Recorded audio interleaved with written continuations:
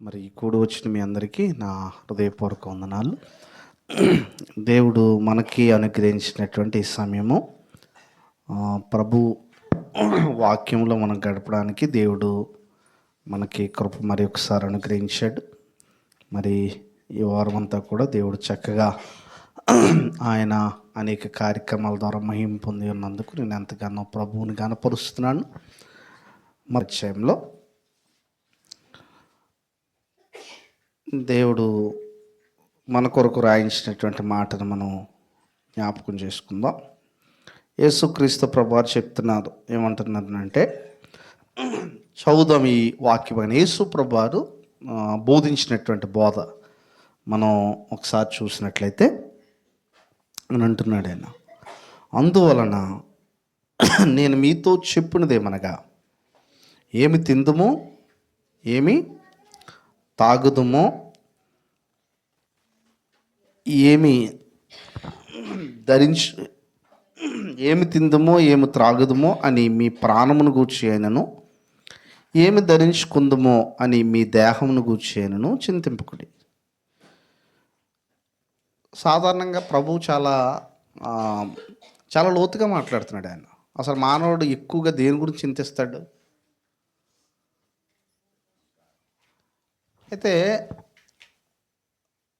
First ధనం గురించి చెప్పిన తర్వాత ఈ ఆశలు దీని గురించి చెప్పడం, అందువలన అని మాట్లాడాడు అక్కడ. అందువలన దేని వలన అని అంటే, పైన చెప్పిన దాని గురించి కంటిన్యూషన్గా ప్రభువారు మాట్లాడుతున్నారు.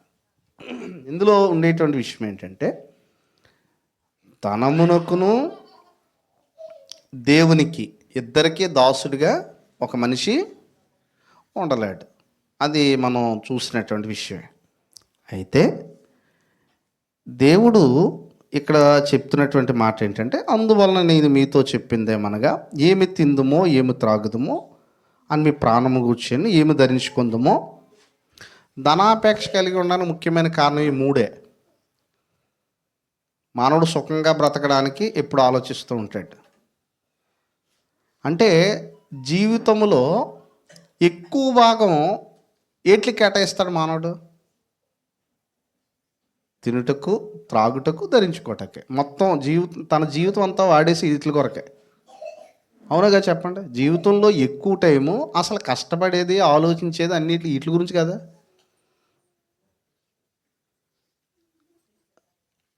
వీటి గురించి ఆలోచించకూడదని అంటాం కాదు, కానీ అసలు ఇదే జీవితం అనుకుంటున్నారు మానవులు. చివరిలో అందరూ తేలిపోతారు. వీటి గురించి భూమి మీద బ్రతికే ప్రతి ఒక్కడు కూడా నష్టపోతాడు. ఎందుకంటే మానవ జీవితం ఒక ప్రత్యేకమైన ఉద్దేశం కొరకు ఏర్పాటు చేయబడింది. ఇప్పుడు మీరు గమనించినట్లయితే, ఏమి తిందుమో ఏమి త్రాగుదుమో, మళ్ళీ మూడోది ఏంటి, ఏమి ధరించుకుందాం. చాలామందికి భవిష్యత్తులో వీటి గురించి ఎంత టెన్షన్ ఉంటుంది. ఏమి తిందుమో వీటి కోసం చాలామంది దేవుని కూడా వదిలేస్తారు. వీటి గురించి కూటు కొరకు జ్యేష్ఠతకు వదిలేశాడు యాషావు. సో మనం యాషావు గురించి మాట్లాడుకుంటాం, కానీ మనలో చాలామందిలో ఇది ఉంది. దేని గురించి మనం చింతిస్తున్నాం ఎక్కువగా? నిజంగా ఆలోచిస్తే ఇక్కడ కింద చెప్తున్నాడు, ఏమంటున్నాడనంటే, వస్త్రము అక్కడ అంటున్నాడండి, ఏమి ధరించుకుంది మీ దేహమును కూర్చొని చింతింపకూడదు. ఆహారం కంటే ప్రాణమును, వస్త్రము కంటే గొప్పగా. ఆకాశ పక్షులను చూడ్డి, అవి విత్తవు, కోయవు, కొట్టలో కూర్చుకొనవు, అయినను మీ పరలోకపు తండ్రి వాటిని పోషించున్నాడు. మీరు వాటికంటే బహుశ్రేష్ఠులు. ఒక విషయం ఏంటంటే, అసలు చింతించవలసింది వీటి కోసం కాదు. ఎందుకంటే ఇవి ఆల్రెడీ కావాలని ఎవరు తెలుసు? ఇప్పుడు దేవుడు సృష్టిని, అంటే ఆహారాన్ని ముందు సృష్టించాడా, మానవుని సృష్టించాడంటే ఆహారాన్ని ముందు సృష్టించాడు. ప్రభువు తెలీదా మనకు ఆహారం ఏర్పాటు చేయాలన్నది? ఆయన ఏదో మర్చిపోయినట్టుగా మనం ఎక్కువ చింతించేస్తూ ఉంటాం మన గురించి. మనం చూడండి, భవిష్యత్తు అంటే అసలు ఏదనుకుంటాం మనం? సుఖంగా జీవించడం. సుఖంగా జీవించడం అంటే ఏంటి? ఎంతవరకు వెళ్ళగలరు సుఖంగా జీవించడానికి? ఎంతవరకు వెళ్ళగలను? ఒకసారి మీరు ఎంతవరకు వెళ్ళగలరు? సుఖంగా జీవించడం అంటే ఏంటి అసలు? సుఖంగా జీవించడం అంటే ఏంటి? అంటే సుఖంగా జీవించడం అనే దానికి ఎంత చివరి వరకు వెళ్ళగలరు మీరు? మనం ఎంత చివరి వరకు వెళ్ళగలం? అందుకే అంటాడు, అటు వైభవం ఆయాసం దుఃఖమే అంటాడు. కాబట్టి ఇక్కడ సుఖంగా జీవించడానికి ఇప్పుడు మానవుడు ఏం చేస్తున్నాడు అని అంటే వీటి కొరకే బ్రతుకుతున్నాడు, వీటి గురించి ఆలోచిస్తాడు. అందుకే కింద అంటున్నాడు, ఏమంటున్నాడనంటే మీరు పక్షుల కంటే శ్రేష్ఠులు కదా. పక్షుల గురించే దేవుడు ఆలోచించినప్పుడు ఈ భూమి మీద శ్రేష్టమైన వారు ఎవరు? మానవుడు. అసలు మనిషి కనుక పక్షుల గురించే దేవుడు అంత ఆలోచించినప్పుడు మానవుడి గురించి ఆయన ఎందుకు ఆలోచించడు? ఈరోజు చాలామంది ఈ రోజనే కాదు, ఈ బహుశా చాలా కాలం నుంచి అవునండి, లేకపోతే ఈ రోజు నుంచి మనిషి భవిష్యత్తుని దేన్ని బట్టి డిసైడ్ చేస్తారు? శాలరీని బట్టి. అందుకే చూడండి, నువ్వేం చేస్తావు అడుగుతారు మొదటి క్వశ్చన్. ఎందుకంటే ఆ శాలరీ, ఆ జాబుని బట్టి జీవితాన్ని అంచనేస్తారు. నువ్వేం చేస్తున్నావు అని అడిగే ప్రశ్న ఎందుకనంటే, గవర్నమెంట్ జాబ్ అన్నాడు అనుకోండి, ఓహో శాలరీ బాగా వస్తుంది కాబట్టి ఫ్యూచర్ ఓకే. ప్రైవేట్ అన్నాడు అనుకో, ప్రైవేటా అంటుంటారు. అంటే వీళ్ళ మనసులో ఎప్పుడు కూడా ఏముంటుంది అంటే ఈ రెండు, గవర్నమెంట్ జాబ్ అయితే సరిపోద్ది, ప్రైవేట్ జాబ్ అయితే అక్కడికి రాదని. కానీ సామెతలు 27 ఏమన్నాడు చూడండి. సామెతలు 27 ఏముంది అక్కడ? సామెతలు 27 రేపుడి దినం గురించి అతిశయపడకో. ఏం దినం, ఏం సంబంధించినో నీకు తెలియదు అన్నాడు ఆయన. మనకు తెలిసి అన్నట్టుగా బిహేవ్ చేస్తుంటాం మనం ఈ లోకంలో. మనకు తెలుసు అన్నట్టుగానే మొదలెడుతుంటాం ప్రయాణాలు. మనకు తెలుసు అనుకుంటాం, ఎందుకంటే నన్ను ఎవరు ఏం చేయలేను అనుకుంటాం మనం పాపం చేస్తూ. నన్ను ఎవడ ఒక్కడ గమనించండి, బైబిల్లో తప్పు చేసిన దావీదు కూడా తప్పించుకోలేదు, తప్పు చేసిన సౌలు కూడా తప్పించుకోలేకపోయాడు. మనం ఈ తినటం, త్రాగడం, ధరించుకోవడం, ఇంక జీవితాన్ని గాలి కుదిలేయడం, ఇది చాలా ప్రమాదం. అసలు మనం చింతించవలసింది మన జీవితం గురించి. మన జీవితం గురించి ఎప్పుడైనా చింతించావా?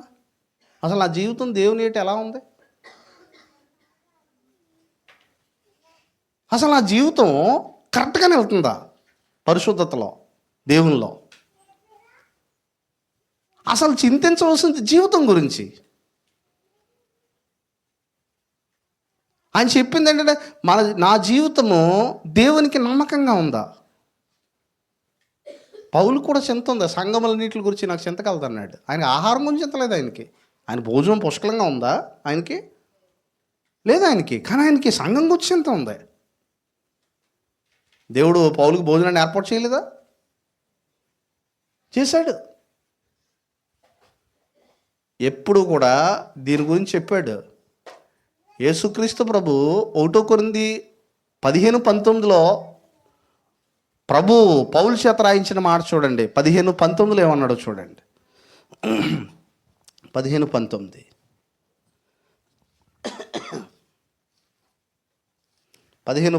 ఇక్కడ అంటున్నాడు, ఏమంటున్నాడో చూడండి.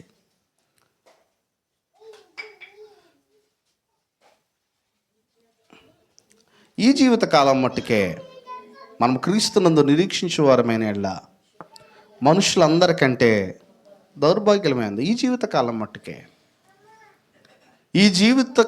మట్టుకే మనం క్రీస్తునందు నిరీక్షించేవారమైన ఎడల మనుషులందరికంటే ఏమంటున్నాడండి?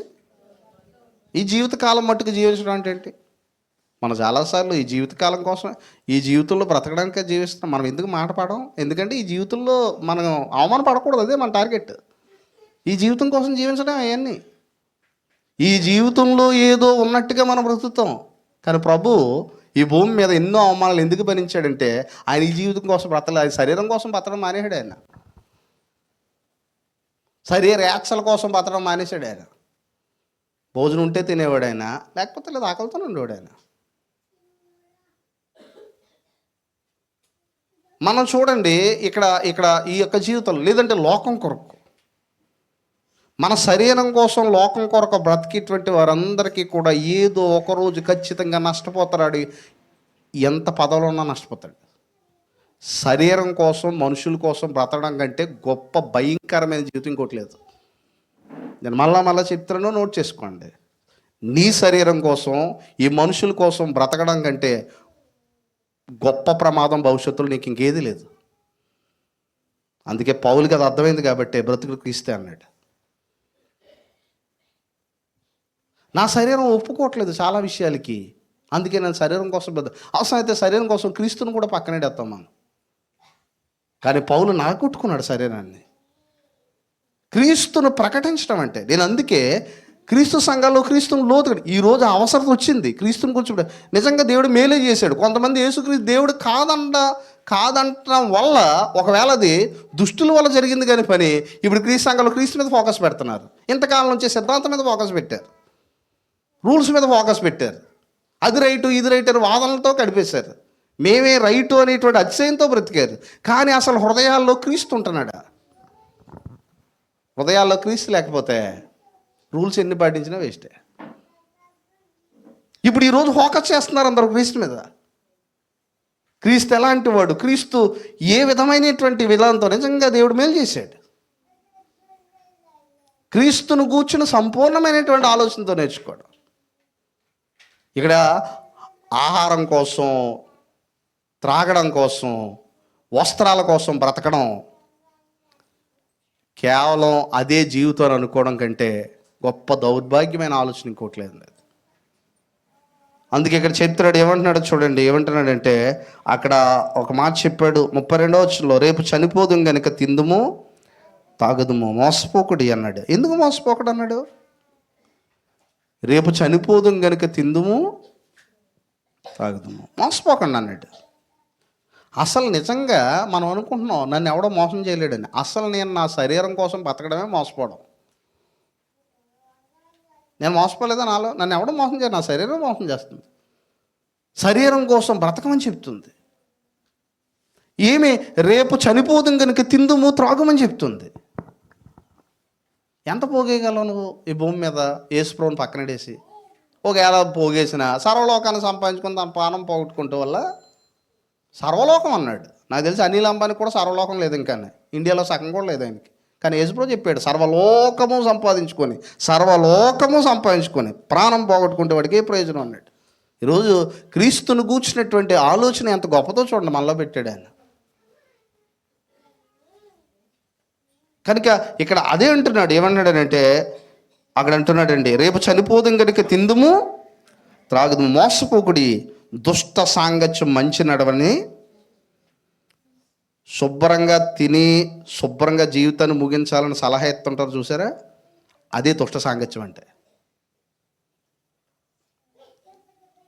కేవలం వీటి కొరకే బ్రతకమని చెప్తూ ఉంటారు చూసారా. ఈరోజు నా ఆత్మ సంబంధంగా సలహాలు ఎత్తున్నాం మనం. ఎవడన్నా కష్టాలు ఉన్నాడు అనుకోండి, నువ్వు అక్కడికి వెళ్తే మంచిది, ఇక్కడికి వెళ్తే మంచిది, అక్కడికి వెళ్తే అంత శాలరీ వస్తుంది, ఇదంతా చెప్తున్నాం. కానీ క్రీస్తు కోసం బ్రతకడం ఏంటో చెప్తున్నావు ఇతరులకే.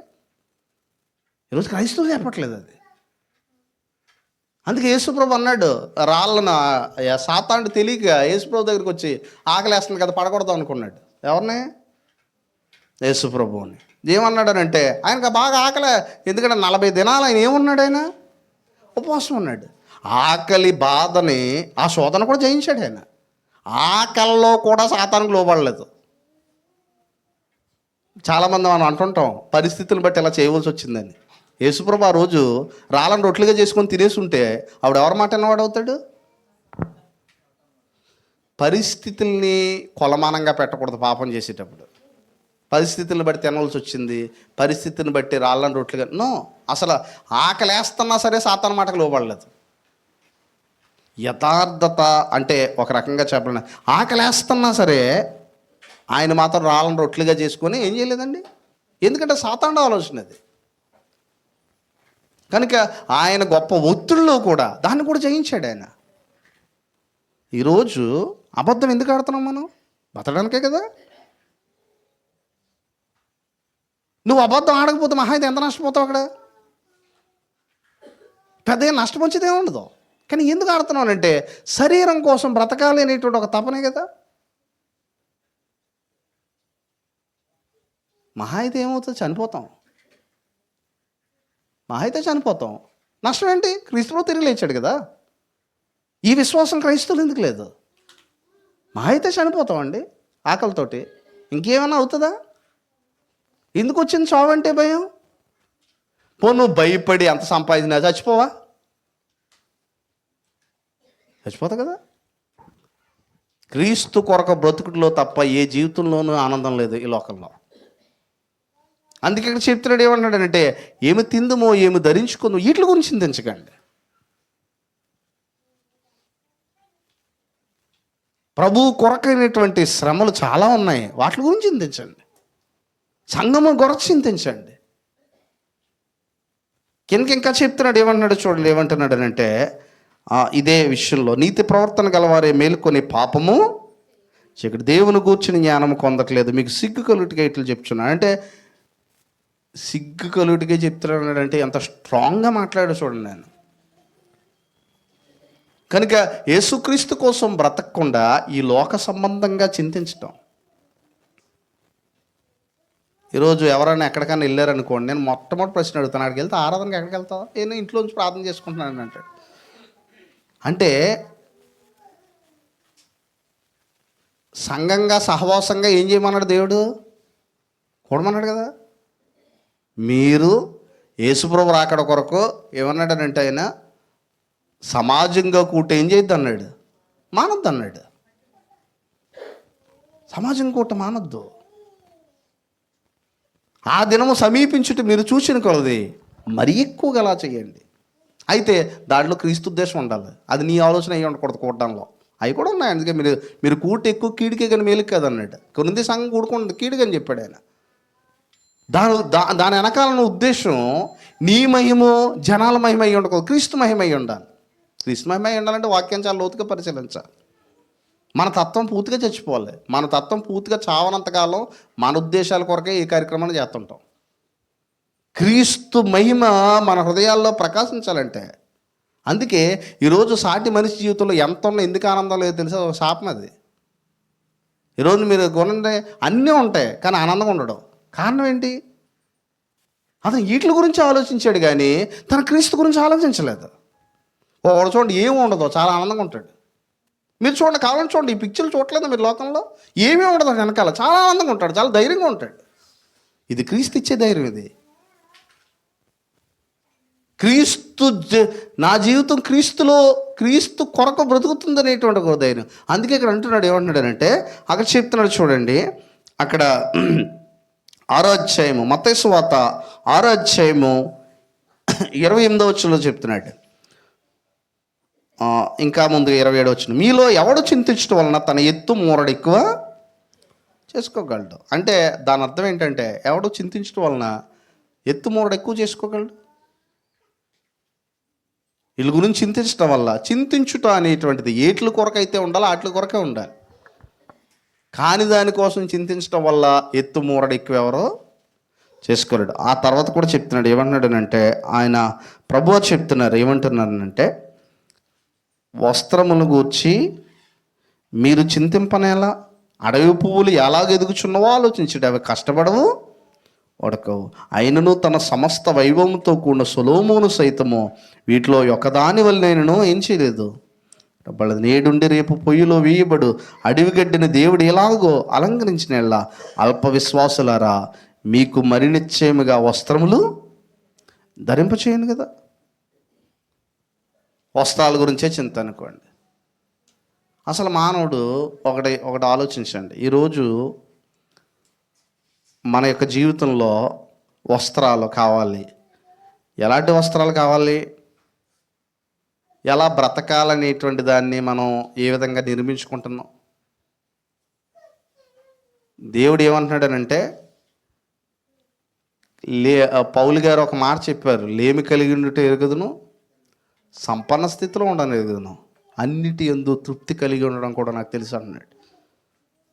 మన ప్రాబ్లం ఏంటంటే మనం ఎప్పుడు లోకాన్ని చూస్తుంటాం, అది మన ఇంట్లోకే రావాలని చూస్తుంటాం. ఇప్పుడు సమాజం ఎలా అయిపోయిందంటే ఎవరు ఇంటికి వెళ్తాడు, ఏసీ చూస్తాడు అక్కడ. ఇది అతను ₹1,00,000 శాలరీ కూడా ఏసీ కొన్నాడు. ఈ ఇంటికి వచ్చి అదే ఏసీ నా ఇంట్లో ఉండాలనుకుంటాడు. అందువల్ల వీడు అప్పు చేసినదే తీసేస్తాడు. అది మళ్ళీ ప్రార్థన చేయండి అంటాడు యేసు ప్రభు అప్పు తీర్చేలాగా. ఎక్కడో ఇల్లు చూస్తాడు, దేవుడు అతనికి ఇచ్చాడు, ఇల్లు కట్టుకున్నాడు, మంచిదే, నువ్వు చూసి సంతోషించి, అక్కడ వరకు బాగానే ఉంది. అదే ఇల్లు నాకు కూడా కావాలి. నీకు అంత శాలరీ కాదు, నువ్వు ఎందుకు, నీకు అంత ఇల్లు అవసరమా? ముందు దేవుడు ఇచ్చాడు కొంతమందికి ఆ ఇల్లు, సేమ్ అంతకంటే గొప్పగా కట్టాలనుకుంటాడు. ఒక 50 లక్షలు అప్పు చేస్తాడు, నాకు అప్పుల బాధ ఉన్నాయి తీర్చండి అంటాడు. అసలు నీ అప్పు ఎందుకు క్లారిటీ లేనంత కాలం కూడా అప్పు ఎందుకు చేసావు అనేటువంటి దానికి దేవుడు క్లారిటీ ఇవ్వాలి. ఒకవేళ బుద్ధిహీనతగా చేసావా, పశ్చాత్తాపడు, ఇంకా వేరే మార్గం లేదు. లేదు నీ శరీరం లగ్జరీగా ఉండడానికి అప్పులు చేస్తున్నావా, ఖచ్చితంగా అట్లా నువ్వే తీర్చుకో, దేవుడు సంబంధం లేదు. ఎందుకంటే నేను చెప్పాడా, అవసరతలను ప్రభువు తీరుస్తానన్నాడు, కోరికలు కాదు. మనం కోరికలు అడుగుతాం, అవసరతలు అడుగుతాం. అవసరతలు వేరు, కోరికలు వేరు. నాకు అవసరమేనా ఇది? ఏదన్నా మీరు చూసేటప్పుడు ఒక కారు వెళ్ళిపోతుంది, ఎవరో వేసుకెళ్తున్నారు, నాకు అలాంటి కారు కావాలి అనేటువంటిది బాగానే ఉంది, కానీ నాకు అది అవసరమా అనే క్వశ్చన్ వేసుకుంటున్నావా? నాకు అవసరమా? లేదంటే ఏదో మనం చూస్తూ ఉంటాం లోకంలో, అది నాకు అవసరమేనా? నిజంగా అది అవసరమైతే ప్రభు ప్రతి అవసరమును ఏం చేస్తానన్నాడు, తీరుస్తానన్నాడు. ఆయన కోరికలు తీర్తానని చెప్పలేదు ఆయన. ఎందుకంటే కోరికలన్నీ తీర్చేస్తాడు అనుకుంటే మన కోరికలు ఎక్కువ పాపమే ఉంటుంది. కనుక ఇది చాలా లోతైనటువంటి ప్రభువుతో ధ్యానించడం వల్ల, అందుకే కింద చెప్తున్నాడు ఏమంటున్నాడంటే, వస్త్రముల గురించి మెచ్చింది అడవు. ఆ కింద చెప్తున్నాడు ఏమంటున్నాడంటే, నేడుండి రేపు పొయ్యిలో అల్ప విశ్వాసులారా, మీకు మరి నిశ్చయముగా వస్త్రములు చిన్న. కాబట్టి ఏమి తిందుమో, ఏమి త్రాగుదమో, ఏమి ధరించుకుందామని చింతింపకడే. అన్యజనులు వీటన్నిటి విషయమై, వీటన్నిటి గురించి ఎక్కువ చింతించే వాళ్ళు ఎవరో? సంఘం యొక్క ఆలోచనలు ఇయ్యే ఉండకూడదు.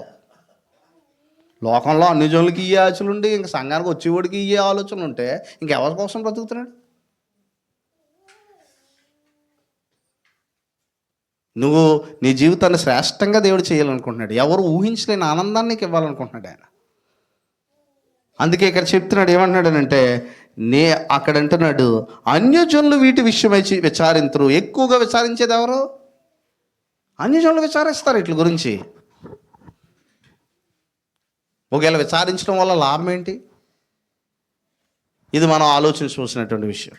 తర్వాత ఇంకోటి అంటున్నాడు, చివరిగా చెప్తున్నాడు, కాబట్టి మీరు ఆయన రాజ్యమును నీతిని మొదట వెదుకుడి, అప్పుడు అవన్నీ మీకేం చేయబడతాయి అన్నాడండి. రాజ్యము నీతి మన జీవితంలో మొట్టమొదటి స్థానంలో వెతుకుతున్నామా? ఏం వెతుకుతున్నాం మనం? రాజ్యము నీతి వెతుకుతున్నావా? రాజ్యము నీతి, ఈ రాజ్యము నీతి ఎదిగితేనే నీకు ఆనందం వస్తుంది.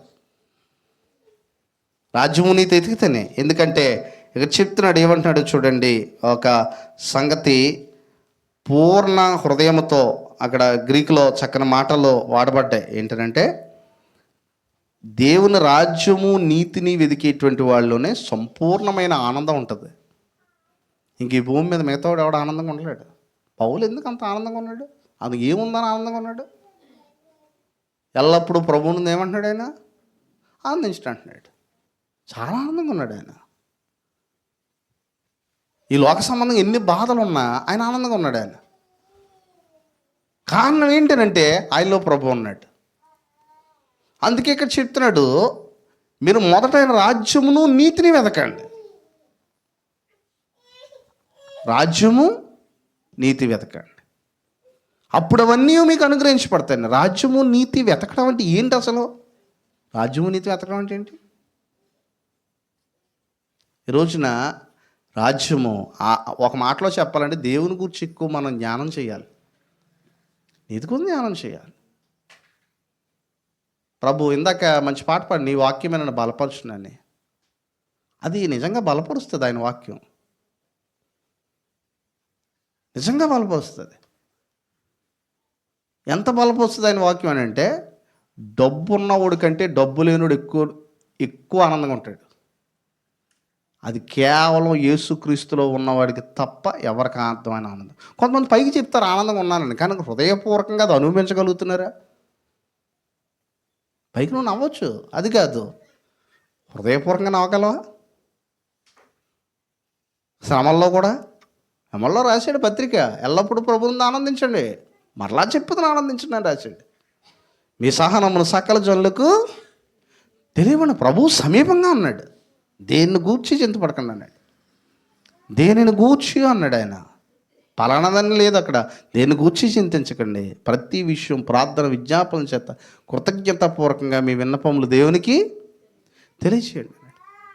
అసలు నిజమైన క్రిస్టియానిటీలో నిజమైన ఆనందం అంటే ఏంటి? అసలు ఆనందం అంటే ఏంటి? దానికి అర్థం ఏంటి అంటే, నేనేమంటున్నానంటే, ఆనందం అంటే నిజంగా ఏది? క్రైస్తవ జీవితంలో నిజంగా ఆనందం అంటే ఏది? నిజమైన ఆనందం ఎప్పుడు వస్తుంది? అసలు ఆనందం ఎవరి వల్ల వస్తుంది?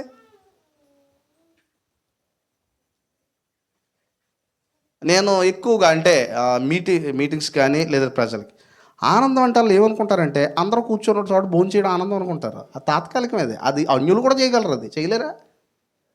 అది వాళ్ళు కూడా అలా ఉంటారు. వాళ్ళు లేదంటే అందరూ చోట కలిసి కూర్చోడు, ఇవన్నీ కాదు. అసలు పర్సనల్గా నీకు ప్రభుత్వం లింక్ ఉందా? అసలు పర్సనల్గా నీకు వ్యక్తిగతంగా యేసు ప్రభుత్వం లింక్ ఉన్నవాడు ఉండే ఆనందం వేరు. అది ఒక్కట వల్ల వస్తుంది. ఎందుకన్నాడంటే చూడండి, మీరు చూసినట్లయితే రోమాపత్రిలో ఉంటుంది ఇదే మాట, చక్కని మాట. రోమాపత్రి బహుశా 14వ అధ్యాయం అనుకుంటున్నాను నేను. చూడండి, 14వ అధ్యాయము 17వ వచనము. 14:17. దేవుని రాజ్యము భోజనమును పానమును కాదు. ఈరోజు సంఘస్థులు అంటే ఇప్పుడే కాదు, చాలా మీటింగ్లో చూడండి, ఏ రోజు ఆనందంగా ఉంటారని అందరూ కలిసి భోజనాలు పెట్టుకుందాం అంటారు కదా, ఆ రోజు అదే నిజమైన క్రీస్తులో ఆనందం అనుకుంటారు. వాళ్ళ ఫీలింగ్ అలాగే ఉంటుందా? ఎస్, క్రీస్తులో భలే ఉన్న ఆనందాన్ని. ఇదంతా కాదు. దేవుని రాజ్యం భోజనం పానం కాదు. అందుకే క్రిస్టియానిటీలో కొన్ని ప్లెజర్స్ కోసం వాళ్ళు క్రీస్తుని నమ్ముతుంటారు, కానీ దేవుని రాజ్యం భోజనం పానం కాదు. ఏమంటున్నాడు కింద చెప్పండి? ఆనందం అంటే ఏంటో? నీతియు సమాధానమును. ఈ మూడు మనలో ఉన్నాయా? నీతి, సమాధానం, పరిశుద్ధాత్మ. ఇవి లేనప్పుడు ఇంక మనం ఎన్ని క్రియలు చేసినా వేస్టే. అవి ప్రభు కొరకు చేస్తున్నట్టుగా మనుషులు మెప్పించగలం, కానీ అసలు ఫస్ట్ మనకే నష్టం.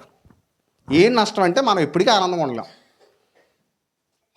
నీతియు సమాధానం పరిశుద్ధాత్మ యందల ఆనందమైన దేవుని రాజు అన్నపాన భోజనం పానం కాదు.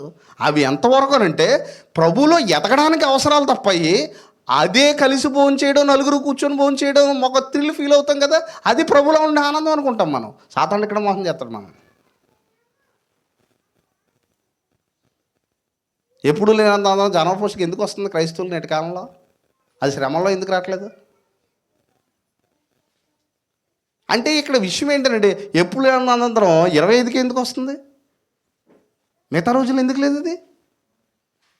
ఎస్, లోకం ఆనందించడానికి ఒక పండగ ఉంది, మనం ఆనందించడానికి లోకంలో పండగ చేస్తే కుదరదు. కాబట్టి అది ఎలాగోలాగా క్రీస్తునామంలో చేస్తే సెట్ అయిపోద్ది అనుకుంటాం మనం. అదే ప్రజలు. కానీ నిజమైన ఆనందం అది కాదు. క్రీస్తును అనుభవించిన వాడు ఎరిగిన ఆనందం అది. అది తను మాత్రమే అనుభవించేటువంటి గొప్ప నిరీక్షణ అది. ఈ భూలోకంలో చాలామంది శ్రమ పడ్డారు. ఏం చేశారు? శ్రమ పడ్డారు. దీనికోసం శ్రమ పడ్డారు, ప్రభు కోసం శ్రమ పడ్డారు. పరలోక సంబంధమైన ఆనందం, నీతియు సమాధానమును పరిశుద్ధాత్మయందల ఆనందమై ఉన్నది దేవుని రాజ్యం. ఈ ఆనందాన్ని హృదయపూర్వకంగా నువ్వు గ్రహించగలిగావా? ఎప్పటికే గ్రహించగలగాలి. మనం ఇన్ని సంవత్సరాల నుంచి క్రీస్తులో ఉన్నామంటే ఈ ఆనందం మనకు అనుభవపూర్వకంగా ఉండాలి. లేదంటే ఏదో రోజునే చెట్టు వెన్ను గొడ్డలో ఉంచబడింది, నరికేస్తాడు ఆయన. ఎవరిని ఊరుకోడు ఆయన. ఎందుకంటే వాడు గమనించండి, ఆ చెట్టు వేరుని గొడ్డలుంచబడింది. ఫలింపని ప్రతి చెట్టు అగ్నిలో వేయబడుతుంది. మనం అనుకుంటున్నాం ఎదుటోడు నరికేస్తాడండి, అసలు మనం ఫలించకపోతే మనల్ని నరుకుతాడండి.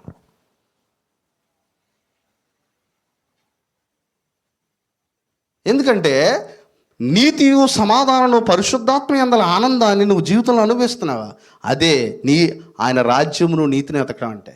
ఆయన రాజ్యము నీతిని వెతికేటువంటి వాడు ఈ భూమి మీద అందరికంటే ఎక్కువ ఆనందంగా ఉండగలడు. ఎంతోమంది ఈరోజు కష్టాలు, శ్రమలు, శరీరాలు బాగుండవు, వాళ్ళకి వెనకాల ఏముండవు, చాలా ఆనందంగా ఉంటారు వాళ్ళు. అసూలు బాస్తున్నారు నేటి సేవలో చాలామంది. ఎందుకు వెళ్ళందరూ మీరు ఇక్కడే మనకు అర్థం అవ్వాలి. పౌలు గారు అంటే ఎంతమందికి ఇష్టం? క్రైస్తవ ప్రపంచంలో పౌలు గారు అంటే ఇష్టం లేని వాళ్ళు ఉన్నారు ఎవరన్నా?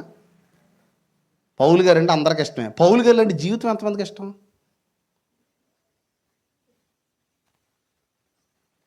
పౌలు రాడిచ్చి కొట్టుకున్నాడు అండి, మనమే రాడిచ్చి కొట్టేస్తాం అవతలండి. ఆయన రాడిచ్చి కొట్టించుకున్నాడు, సంఖ్యలు వేయించుకున్నాడు ఆయన. ఏంటి, నాకు చాలాసార్లు కన్నీళ్ళు వస్తాయి పౌలు గురించి చదివినప్పుడు. నాన్నగారు నాకు చేసిన మేలంటే ఆ వచనాల యొక్క అనుభవంలోకి తీసుకెళ్ళడం. ఆయన నాకు చిన్నప్పుడు అలవాటు చేశాడు అది, ఆ వచనాల యొక్క అనుభవంలోకి ఎలా వెళ్ళాలి. పోనీ ఆయన ఏమన్నా పేదోడా? కాదే. గమాలియేలు పాదాల దగ్గర మంచి సర్టిఫికెట్ ఉన్నవాడే, రోమా పౌరసత్వం కలిగినోడే. ఇంత ఆధిక్యతను వదిలేసి నువ్వు మొహం మీద లేదంటే కొట్టించుకున్నాడు, జైల్లో అవమానపరచబడ్డాడు, సంఖ్యలు వేయించుకున్నాడు. ఇదంతా ఎందుకు చేసావు? ఒకటే చెప్తున్నాడు పౌలు, మీకు అర్థం కాని ఒక ఆనందం కోసం పరిగెడుతున్నాను నేను. ఒకవేళ ఈ ఆనందం కోసం ఉంటే అసలు పౌలు నలుగురిని కొట్టలేడా? చెరసాల్లో వేయించే సంఘమును ఏం చేస్తున్నాడు అతను? అసలు క్రీస్తులో ఉండే ఆనందం అంటే పౌలులాగా మన జీవితము ఉండగలగాలి లోకంలో.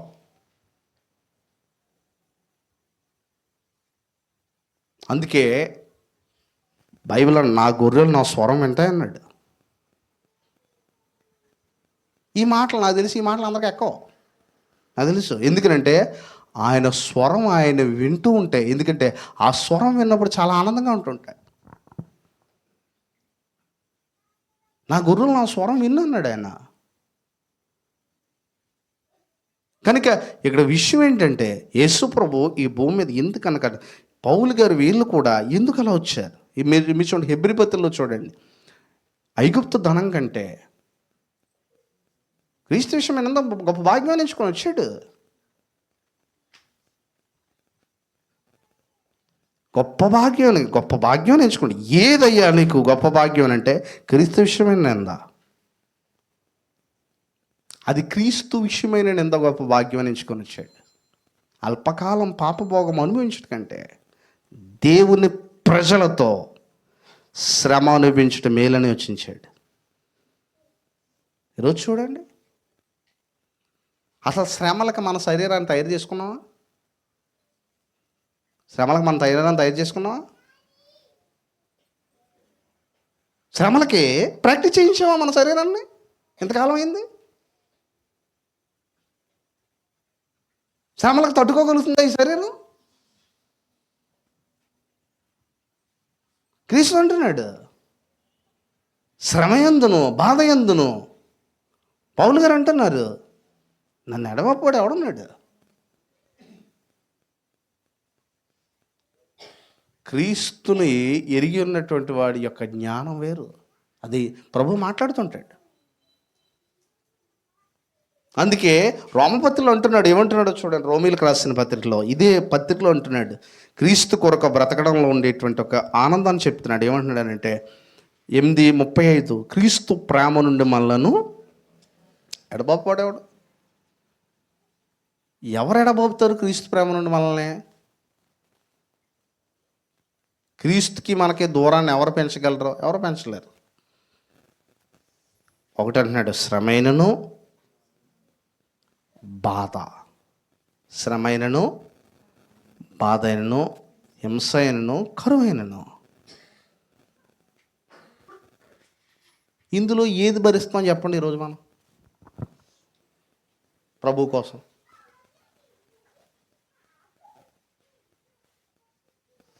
వస్త్రహీనత, ఉపద్రవములు. తర్వాత ఏమన్నాడు చూడండి, ఖడ్గమైన అని అన్నాడంటే గుండె జల్లుమంటది అన్నమాట. ఖడ్గమైన అంటే ఏంటో తెలుసండి? మనం చిన్న ములుగుచ్చుకుంటూ వెళ్ళిపోతాం. మనం అందరి ముందు పబ్లిక్గా తల ఉంచి అలా పెడితే మెడ మీద ఖడ్గం వెచ్చి తల నరుకుతారు. ఖడ్గమైన క్రీస్తు ప్రేమ నుంచి నన్ను ఎడబాపలేవు. ఎందుకో తెలుసా? క్రీస్తు తిరిగి లేచాడు, నన్ను ఖడ్గం ఏం చేయగలదు? నేను తిరిగి లేస్తాను. అది ఆయనకు ఆలోచన. ఈ భూమి కొరకు బ్రతకాలనుకున్న ప్రతి ఒక్కడు కూడా ఈ శ్రమలకు ఇష్టపడ్డా. ఈ భూమి మీదే జీవితం ఉందనుకున్న ఒక్కడు కూడా ఈ శ్రమలకు ఇష్టపడతాడా? చివరికి మిగిలేదు ఏంటి? ఒకవేళ ఈ లోకం కొరకు బ్రతుకుతావు, చివరికి ఏమవుద్దో చెప్పండి. ఫైనల్ పాయింట్ ఒక డెస్టినీ ఉంటుంది కదా. ఆ డెస్టినీ నిర్ణయించేవాడు దేవుడు. మర్చిపోకు. ఈరోజు నువ్వు నిర్ణయించుకున్నావు, కానీ నీ డెస్టినీ నిర్ణయించేది మాత్రం దేవుడే. ప్లాన్ నువ్వేస్తావు, రిజల్ట్ ఆయన ఫిక్స్ చేస్తాడు. సౌలు ప్లాన్ వేస్తాడు ఎవరి మీద? దావీదు మీద. సౌలు నాశనాన్ని దేవుడు ఫిక్స్ చేశాడు. ప్లాన్ సౌలుదే, కానీ డెస్టినీ దేవుడిది. ఈ సేవలో ఎన్నో కష్టాలు అనిపించాం మేము, కానీ ఏ రోజు సహనాన్ని దిగమింగుకొని దేవుని కొరకు బ్రతకడం అంటే ఏంటో దేవుడు ఈ రోజుకి నేర్పిస్తున్నాడు. అందులో ఉండే ఆనందాన్ని నేర్పిస్తున్నాడు. మీ సహనమును సకల జనులకు తెలియబడనీయుడి, ప్రభు సమీపంగా ఉన్నాడు. ఎన్నో కష్టాలు ఉంటాయి. ఈరోజు మనలో ఎవరైతే క్రీస్తు కొరకు బ్రతుకుతున్నారో, నిజంగా యథార్థంగా బ్రతుకుతున్నారో, వారందరికీ కూడా శ్రమైనను అక్కడ అంటున్నాడండి, బాధ అయినను, హింస అయినను, కరువైనను, వస్త్రహీనత అయినను, ఉపద్రవమైన, ఖడ్గమైనను, మళ్ళీ ఎడబాపున ఇందును కూర్చి రాయబడిన దేవనగా, నిన్ను బట్టి దినమెల్లా మేము వధింపబడిన వారము, వదకు సిద్ధమైన గొర్రెలమని మేము. అసలు మనం దేనికి సిద్ధపడిన గొర్రెలం? మనం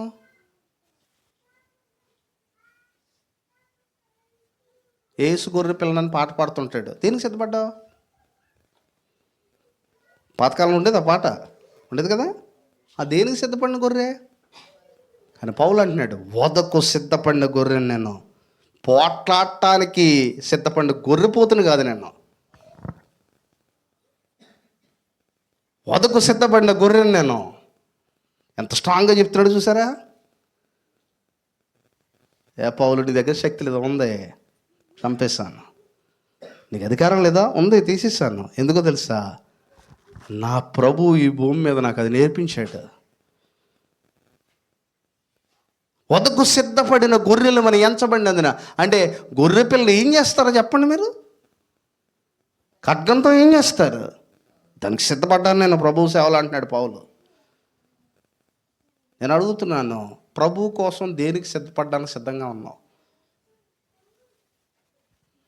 దేనికి సిద్ధపడతావు? అవమానాలకు సిద్ధపడగలవా?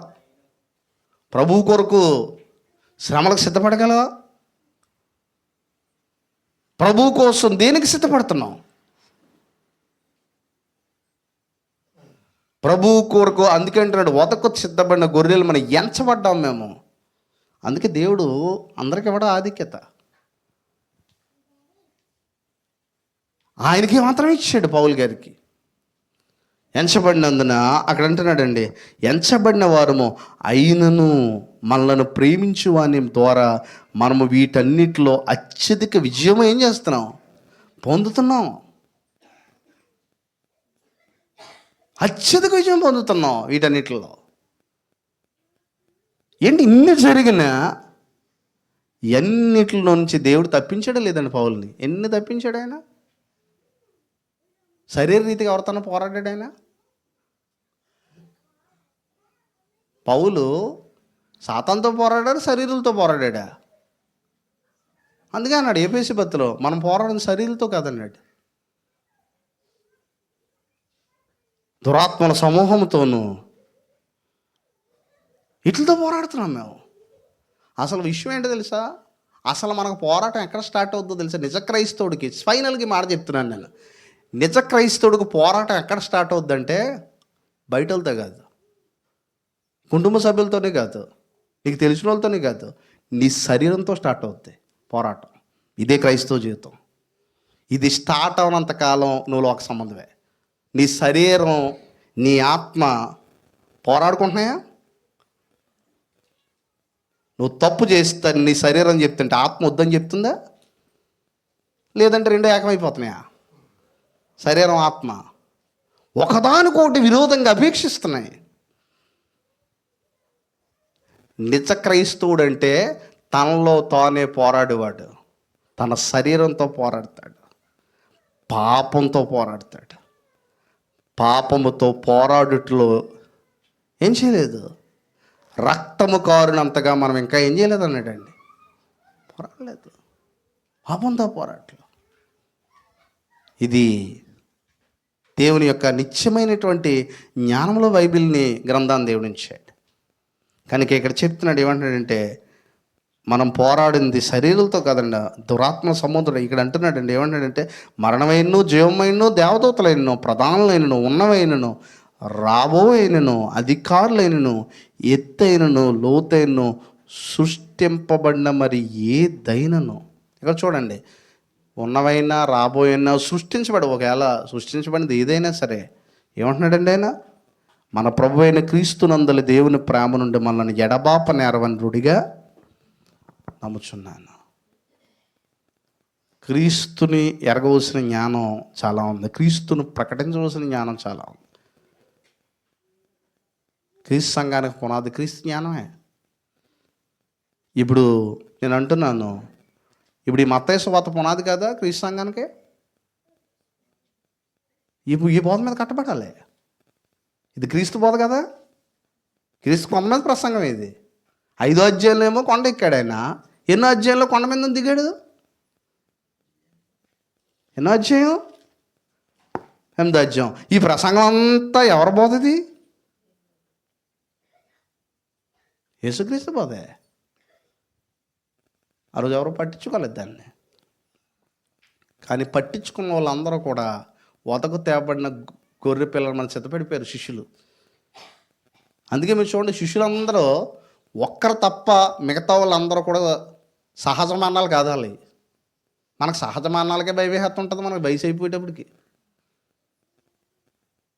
మరణం అంటే ఎందుకంత భయం? ధైర్యంగా ఎదుర్కోగలవా? సహజ మరణాలకే భయవేస్తుంది మనకి. వాళ్ళు ఎలాంటి మరణాలు తెలుసా? ఒకరిని ఖడ్గంతో చంపేశారు, ఒకరిని తలక్రిందులుగా సిలివేశారు, ఒకరిని మరుగుచున్నూలు వేస్తారు, ఎద్దులతో పొడిపించేవారు ఆ రోజుల్లో. అంత మాత్రమే కదా, ఎద్దులతో తొక్కించేవారు క్రైస్తవులు. అంటే తల్లిదండ్రుల ముందు పిల్లల్ని చంపేసేవారు ఆ రోజుల్లో క్రైస్తవుని నమ్ముకున్నాం అంటే.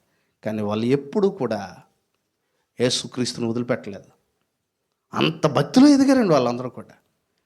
ఇది కేవలం క్రీస్తుని నమ్ముకున్నటువంటి వారు మాత్రమే తెలిసిన ఏకైక బలం ఇది. అందుకే ప్రభు కోసం వాళ్ళు ఏదైనా చేశారు.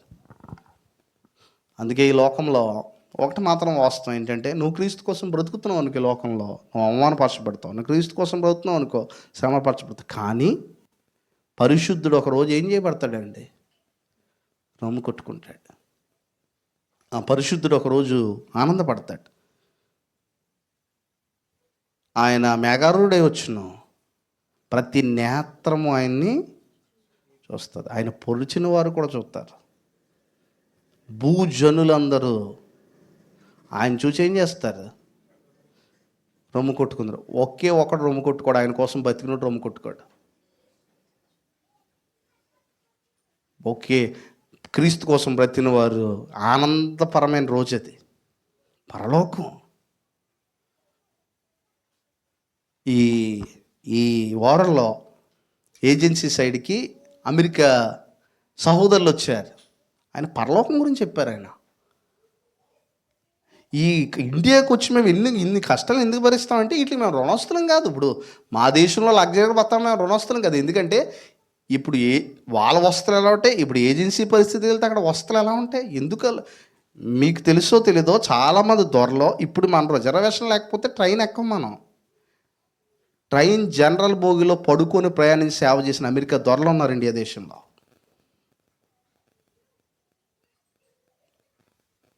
క్రీస్తు సంఘాలు స్థాపించడానికి జనరల్ బోగిలో కిక్కిరిసిపోయి కింద పడుకొని ప్రయాణం చేశారు ఫారినర్స్. ఎందుకు? వాళ్ళ దేశంలో ఏసీ ఇలాగ మాట నొక్కితే 10 మంది పనుల్లో వస్తారు. కానీ ఇవన్నీ ఏ సంతోషమయ్యి? తాత్కాలికమైన సంతోషమే. కానీ క్రీస్తు కొరకు శ్రమలు అనిపించడంలో ఉంటుంది చూసారా, ధైర్యం, ఆనందం. అందుకే అన్నాడు పరలోకం అనేటువంటిది మనకి ఉంటుంది. పరలోకము నిత్యమైనది, నిత్య జీవము. పరలోకం నిత్యము ఉంటుంది. ఎంతకాలం ఉంటుంది ఆనందం? ఏ విధమైన చింత అయినను బాధ అయినను ఏమైనా లేదనేటువంటి గొప్ప స్థలం అది. ఏమీ ఉండదు అక్కడ పరలోకంలో. చింత కానీ బాధ కానీ ఆకలి కానీ ఉండదు అక్కడ. కానీ దానికి వ్యతిరేకంగా ఇంకో ప్లేస్ను చూసేవారు, నిత్య నరకం. అది కూడా ఎటర్నల్లే, అది కూడా నిత్య నరకమే. అందులో ఏడ్పును పండ్లు కొరకటియో బాధ ఉంటుంటుంది. ఒక్కటే మన ఛాలెంజింగ్ టాస్క్ ఈ భూమి మీద. తాత్కాలికంగా శ్రమలు భరించి పరలోకానికి వెళ్తావో, లేదు లోకం కొరకు బతి నరకానికి వెళ్తావు, మనమే డిసైడ్ చేసుకోవాలి. ఇందులో దేవుడు ఎవరిని బలవంత పెట్టాడు, ఎవరిని బలవంత పెట్టాడు. ఎందుకు తెలుసా? ఆయన బలవంత పెట్టేవాడు అయితే ఎప్పుడు పెట్టేవాడు, కానీ ఆయన బలవంత పెట్టాడు. ఆయన కావాల్సింది ఏంటంటే పూర్ణ హృదయంతోనూ, పూర్ణ ఆత్మతోనూ, పూర్ణ వివేకంతో ఆయన ఏం చేయాలంటున్నాడండి, సేవించండి. కనుక ఈ లోకం కొరకు చింతించట్లో ఎక్కువ టైం నీ జీవితాన్ని స్పెండ్ చేయొద్దు.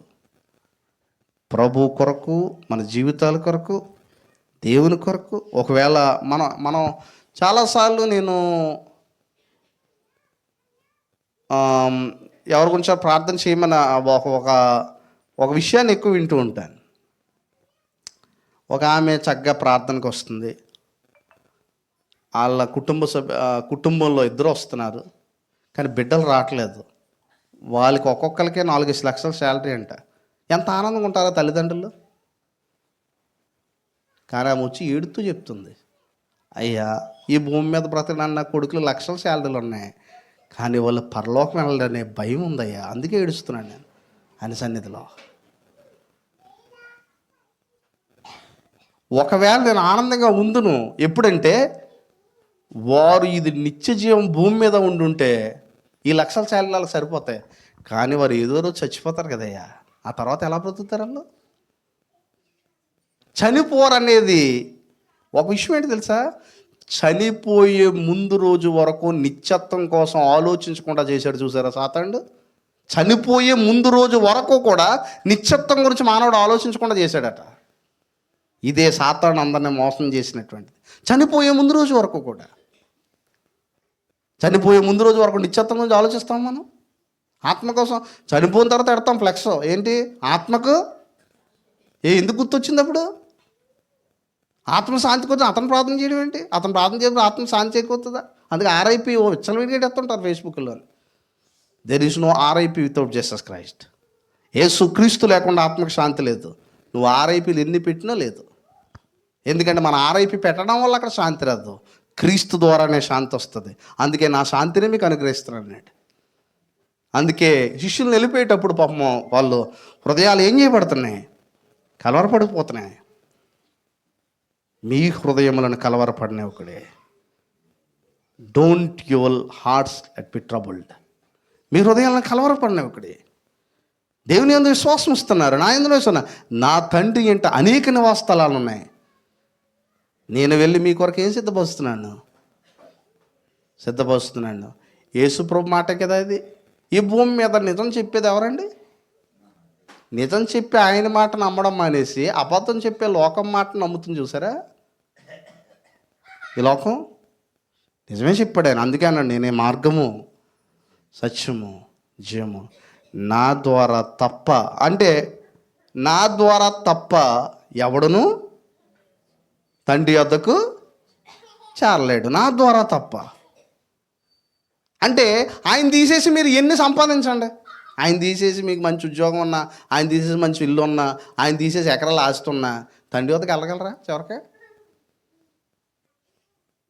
ఫైనల్గా ఏమవుద్ది? కనుక ఆయన ద్వారా తప్ప ఎవడనూ ఎక్కడికి వెళ్ళాడు. తండ్రి యొద్దకు చేరే ఏకైక మార్గం ఎవరండి? క్రీస్తు ప్రభు. కాబట్టి ఆయన ఎందుకే అంటున్నాడు, వీటి గురించి కాదు మీ చింత, మీరు రాజ్యమును నీతిని ఎదకండి మొట్టమాట. అప్పుడు అవన్నీ ఏవన్నీ మీరు మనం చింతిస్తున్నాం చూసాం, ఆహారం వస్త్రం ఇవన్నీ మీకు దేవుడు ఏం చేస్తాడు? అనుగ్రహిస్తాడు. పౌలు గారు దాదాపుగా 3 అంగీలు 2 అంగీలతో గడిపి ఉంటాడు తన జీవితకాలం. కానీ ఆయన తిమోతి పత్రిక కూడా చెప్పాడు. ఏమన్నాడో తెలుసండి? తిమోతి పత్రికలో కూడా ఒకటి చెప్పాడు. ఏమన్నాడంటే, నా అంగీ కూడా తీసుకుని రా అని ఎవరితో చెప్పాడండి? తిమోతికి రాశాడు. వస్త్రాల గురించి కూడా రాశాడంటే ఎంత భౌతికంగా ఆయన ఉన్నాడు. ప్రభు కొంతమందికి ఆ భాగ్యాన్ని ఇస్తాడు.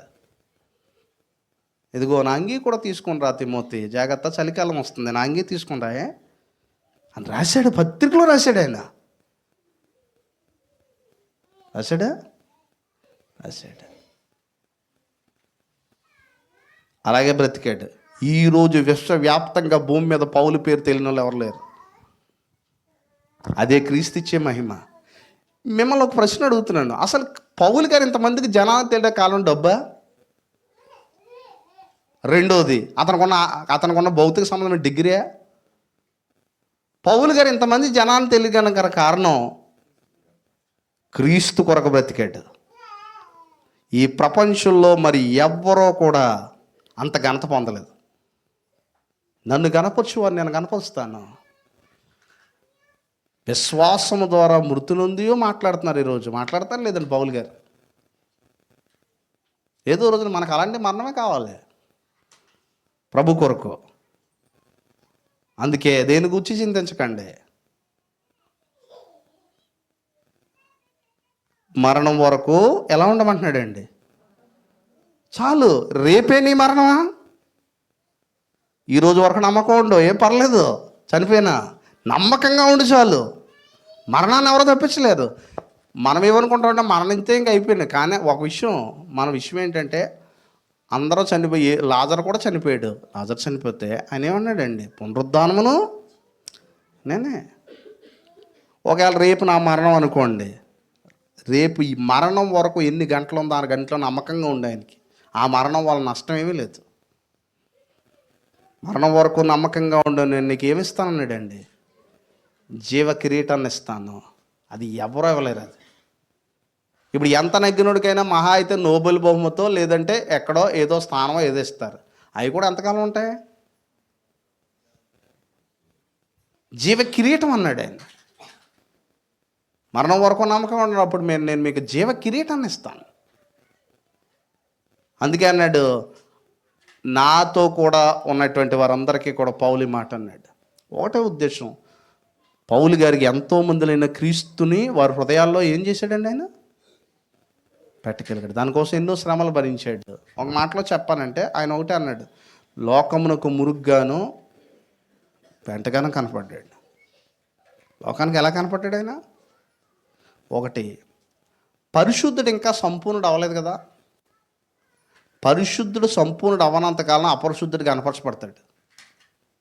పరిశుద్ధుడు సంపూర్ణుడైన రోజున అపరిశుద్ధుడికి అపజయం దొరుకుతుంది.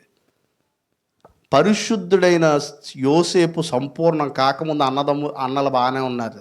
కానీ యోసేపు ఎప్పుడైతే సంపూర్ణుడయ్యాడో అప్పుడు వచ్చారు. ఎక్కడ తీసుకొచ్చాడు? అన్నీ తీసుకొచ్చాడు. క్రీస్తు కొరకు బ్రతుకుట్లో మనం ఎప్పుడు కూడా వెనకాడడానికి వెళ్ళలేదు. ఎందుకంటే నాగడ్డ మీద చెయ్యి గట్టి వెనక తిరిగి చూచేవాడేవాడు నా రాజ్యానికి పాత్ర.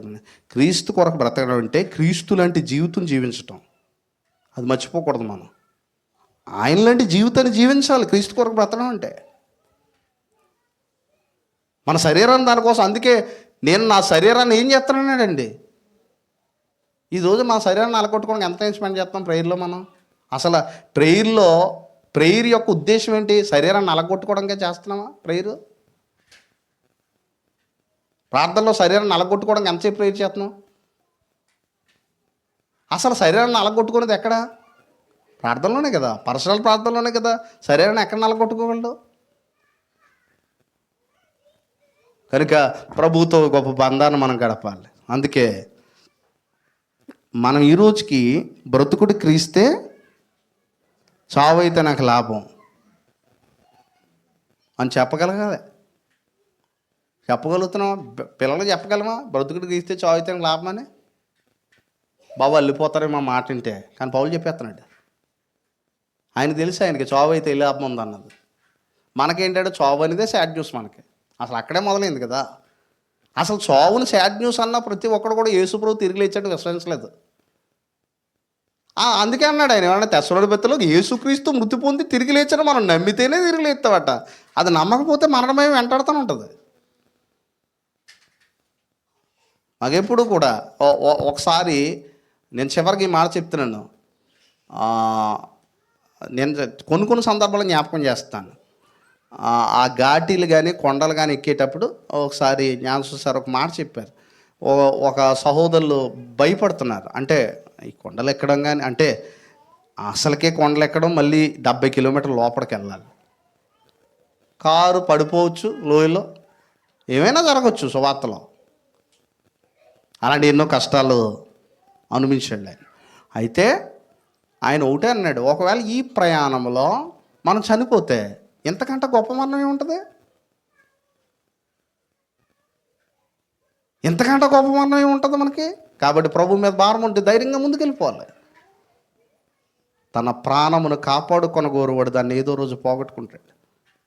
నా నిమిత్తము తన ప్రాణమును పెట్టగోరువాడు దాన్ని దక్కించుకుంటాడు.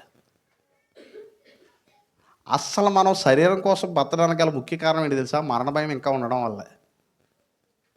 కానీ నువ్వు భయపడినా చచ్చిపోతావు, భయపడకపోయినా చచ్చిపోతావు ఈరోజు. అవునండి, భయపడితే అవుతుంది. అది ఎంతకాలం తాగలదాన్ని? కానీ ఆ భయం ఎవరికి ఉండదంటే క్రీస్తు కొరకు. కనుక క్రీస్తే నిశ్చయమై ఉన్నాడు. ఆయన తిరిగి లేచాడు. ఆయన పునరుద్ధానము జీవమును నేనే. నా యందు విశ్వాసం ఉంచేవాడు,